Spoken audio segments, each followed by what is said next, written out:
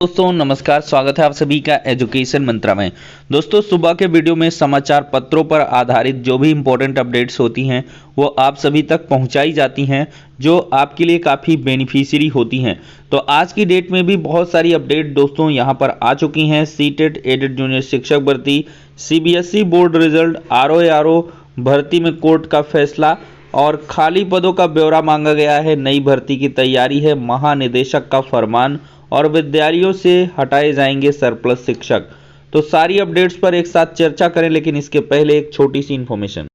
आज हम बात करेंगे सीटेट 2022 की बेस्ट बुक के बारे में, जो चच्चू पब्लिकेशन की है। इस पुस्तक की अगर खास बात करें तो ये सीटेट के नवीनतम पाठ्यक्रम पर आधारित है। 3000 से अधिक बहुविकल्पीय प्रश्नों को अध्यायवार व्याख्या सहित उपलब्ध करवाया गया है। 4 सॉल्व्ड पेपर भी उपलब्ध करवाए गए हैं। ये पुस्तक आपको ऑनलाइन और ऑफलाइन दोनों मोड में अवेलेबल है। ऑनलाइन के लिए लिंक डिस्क्रिप्शन बॉक्स में है, ऑफलाइन के लिए किसी भी नज़दीकी बुक स्टॉल पर कांटेक्ट कर सकते हैं।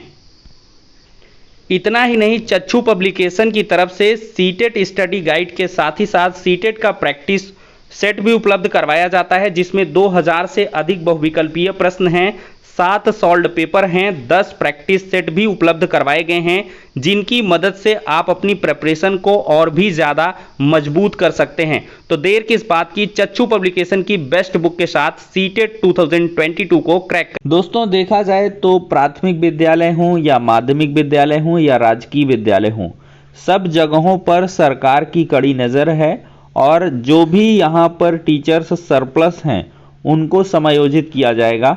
और इसके बारे में जो आदेश है वो आ चुका है और पहले से ही सीएम योगी आदित्यनाथ जी ने निर्देश दे रखे हैं, इंटरनल जो निर्देश हैं कि जहां भी सरप्लस टीचर हैं उनको हटाकर कम जहां पर टीचर्स हैं वहां पर संबद्ध कर दिया जाए और ये समायोजन की प्रक्रिया के तहत होगा। बेसिक शिक्षा विभाग में भी ये प्रक्रिया होने वाली है। पूरी चीज़ें तैयार कर ली गई हैं और बहुत जल्द इसको लागू भी किया जाएगा। और इसी बीच देखा जाए तो लाखों डीएलएड के छात्र, बीएड के छात्र नई प्राथमिक शिक्षक भर्ती का इंतज़ार भी कर रहे हैं।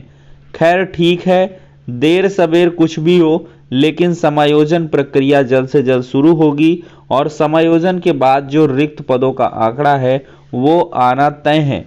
क्योंकि समायोजन से कितना क्या हो जाएगा, जो हमारे पास नामांकित बच्चे हैं, नौनिहाल बच्चे हैं, वो 2 करोड़ के करीब हैं और 2 करोड़ के हिसाब से अगर टीचर्स को आप कैलकुलेट कर लो 30 के रेशियो में, तो लाखों पद यहाँ पर खाली निकल के आएंगे। तो यहाँ पर दोस्तों देख सकते हैं, राजकीय माध्यमिक विद्यालयों से हटाए जाएंगे सरप्लस शिक्षक। राजकीय माध्यमिक विद्यालयों में छात्र संख्या अनुपात में ही शिक्षक रहेंगे। सरप्लस शिक्षक उन विद्यालयों में स्थानांतरित किए जाएंगे जहां शिक्षकों की कमी है। शासन ने शिक्षकों का समायोजन अन्य विद्यालयों में करने की मंजूरी दे दी है। जल्द ही सरप्लस का चिन्हांकन शुरू होगा।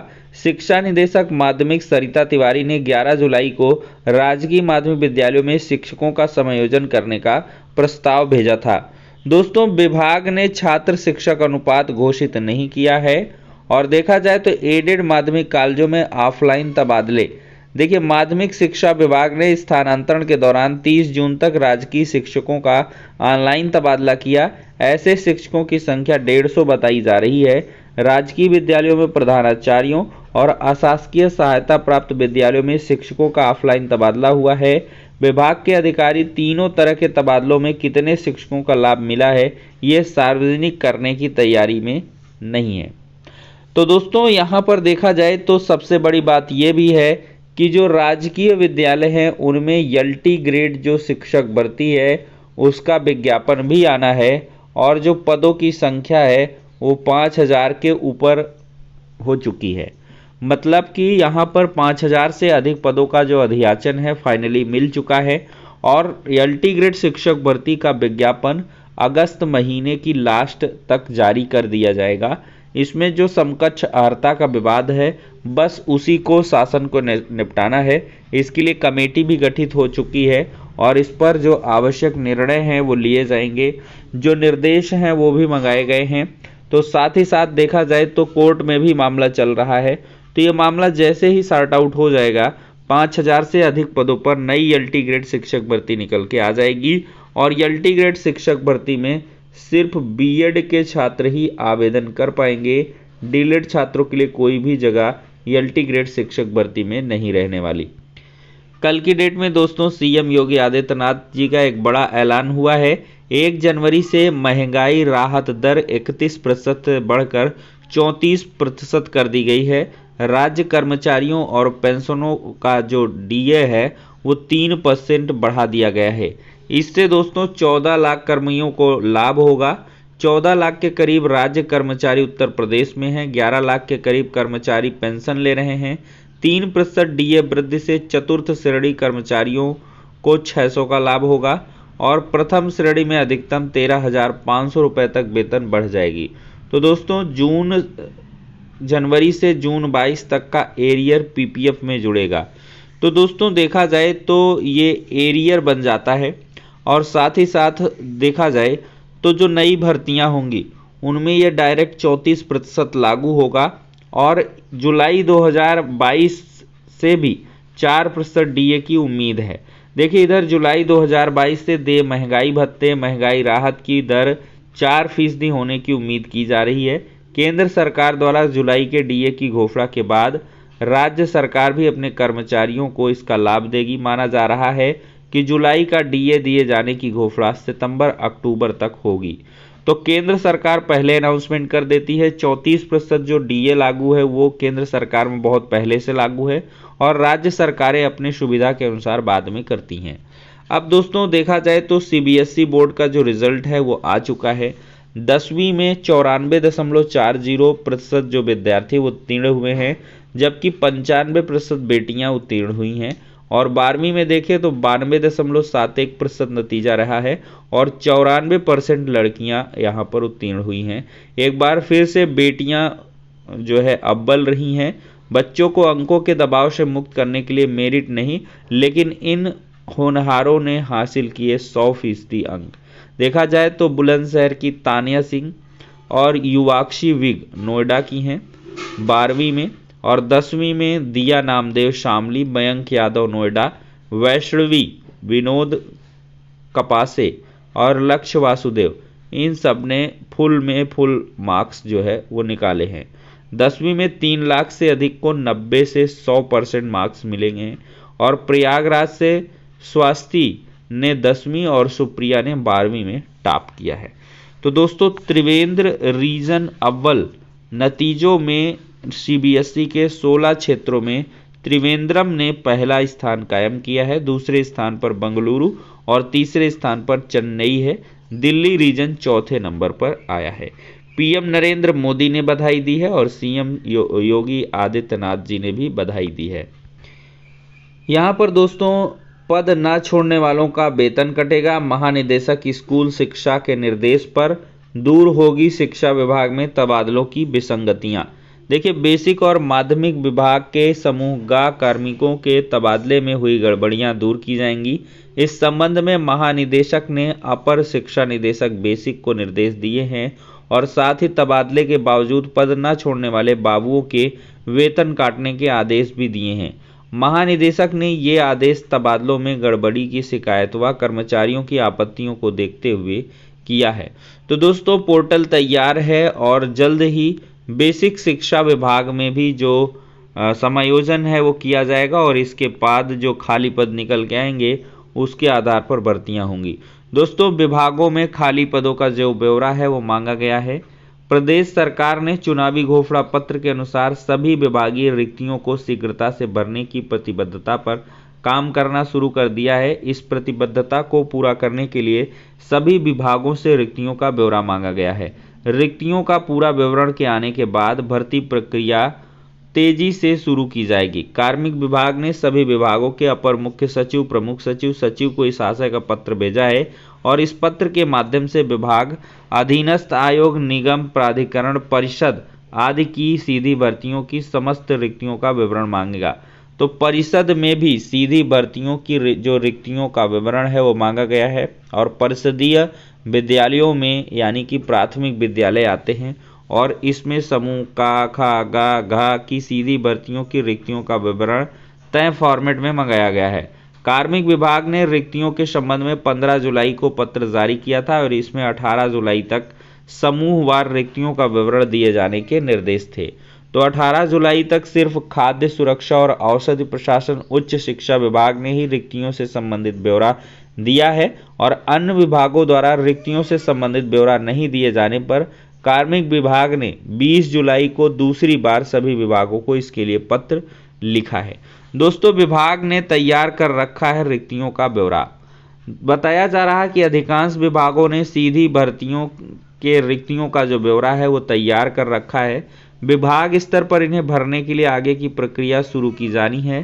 कार्मिक विभाग के पास रिक्तियों का ब्यौरा पहुंच जाने पर प्रदेश सरकार व्यापक स्तर पर रिक्तियों को भरने के लिए भर्ती प्रक्रिया शुरू कराने का काम करेगी। इससे बड़ी संख्या में युवा बेरोजगार नौकरी से जुड़ सकेंगे। तो दोस्तों, मौके बहुत जल्द आएंगे और रिक्तियों को मंगा लिया गया है हर एक विभाग से और भर्ती प्रक्रियाएं शुरू होंगी। तो बिल्कुल से निराश ना हो, बेसिक शिक्षा विभाग में भी एक बड़ी भर्ती आनी तय है, लेकिन उसके लिए थोड़ा सा इंतज़ार करना पड़ेगा। एक इसमें ये बात हो गई कि 1.25 लाख पदों पर भर्तियां हो गई, इससे सरकार को लगता है कि हमने बहुत ज़्यादा भर्तियां कर दी हैं एक हिसाब से देखा जाए सुप्रीम कोर्ट के आदेश के अनुपालन में। तो थोड़ा सा इसमें वेट किया जा सकता है, लेकिन अन्य विभागों में आपको बहुत जल्द ही फटाफट जो भर्तियां हैं वो देखने के लिए मिलेंगी। यहाँ पर भी देख सकते हैं बेसिक शिक्षा विभाग में मृतक जो आश्रित हैं उनको नौकरी देने की तैयारी है। बाढ़ जो रहे मृतक आश्रितों को उनकी शैक्षिक योग्यता के आधार पर सेवा योजित करने की तैयारी चल रही है। सचिव ने सभी बीएसए को निर्धारित प्रारूप पर इस संबंध में जानकारी देने के निर्देश दिए हैं। मृतक आश्रितों के लंबित प्रत्यावेदन, उनके समायोजन के लिए उपलब्ध रिक्त पदों की संख्या और अतिरिक्त पदों की जरूरत के बारे में पूछा है।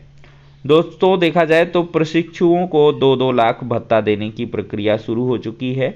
बीटीसी 2004 बैच के प्रशिक्षण के बावजूद सहायक अध्यापक पद से जो वंचित थे तकरीबन 500 बेरोजगार, उनको 2-2 लाख रुपए स्टाइपेंड मिलेगा।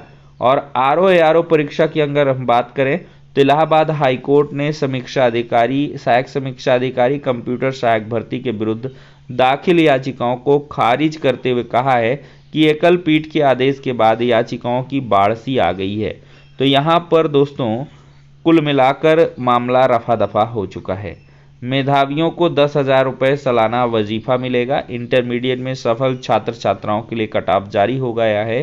विज्ञान में 347, वाणिज्य में 341 और कला में 321 अंक पाने वाले छात्र अहर हैं।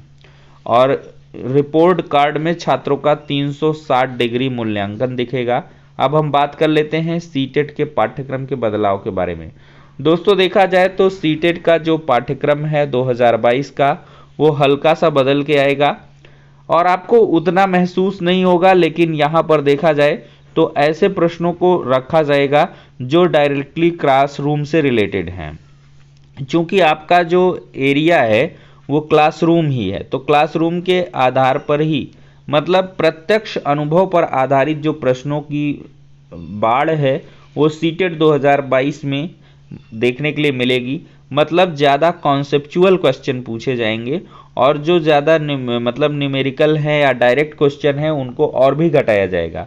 तो सीटेट पूरी तरीके से पेडागोजिकल पेपर होने वाला है और इसकी परीक्षा की जो तिथियां हैं दोस्तों वो बहुत जल्द अनाउंस होंगी। इसका शॉर्ट बुलेटिन जारी हो चुका है, लेकिन इसकी डिटेल्ड बुलेटिन में अगर देखें तो दिसंबर महीने में सीटेट का एग्ज़ाम होना 100% कन्फर्म है।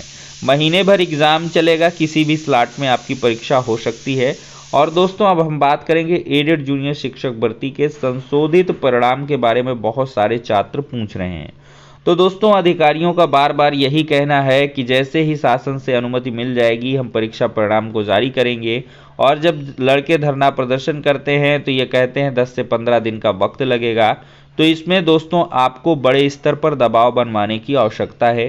मंत्री, सांसद, विधायक एक बड़ी पर्सनालिटी के माध्यम से फ़ोन, व्यक्तिगत कॉल वगैरह करवाइए। चूँकि संशोधित जो परीक्षा परिणाम है प्राप्त सूचना के अनुसार वो लगभग रेडी है, लगभग क्या रेडी ही है। और इसकी तो इन्फॉर्मेशन यहाँ तक मिलती है कि जो संशोधित परिणाम है वो शासन को भेजा गया है बस वहाँ से अप्रूवल नहीं मिला है और इसी वजह से जो रिज़ल्ट है वो जारी नहीं हो रहा है। तो आप समझ सकते हैं कि किस स्तर पर यहाँ पर किस प्रकार से चीज़ें रुकी हुई हैं और आज आपको इसके लिए व्यक्तिगत प्रयास करने होंगे। अन्यथा दोस्तों जो मंशा है वो मुझे थोड़ी सी कम मज़ेदार समझ में आ रही है इस भर्ती प्रक्रिया को जल्द से जल्द पूरी करने की। क्योंकि कोर्ट में भी सुनवाई थोड़ी सी लंबी डेट लगी है। जज साहब ने भी सोचा था कि भाई इन्होंने कंप्लाइंसेस कर ही दिए हैं तो अब दिक्कत क्या है, लेकिन आपको अपने स्तर से प्रयास बिल्कुल करना है तभी सफलता मिल पाएगी दोस्तों।